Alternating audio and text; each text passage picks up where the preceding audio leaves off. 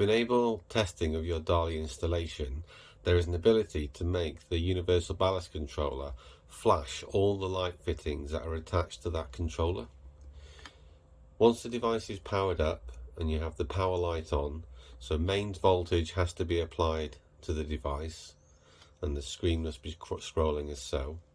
Does not matter what the address is set to yet, but to make every light fitting flash on this controller, press the tick, down, down, tick, tick, change channel to broadcast, tick, on, tick, and it says set.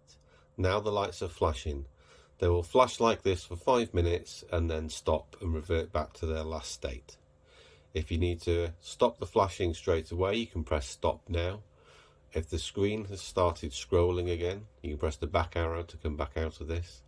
Then you repeat the same process, so tick, down, down, tick, tick, and it is now off.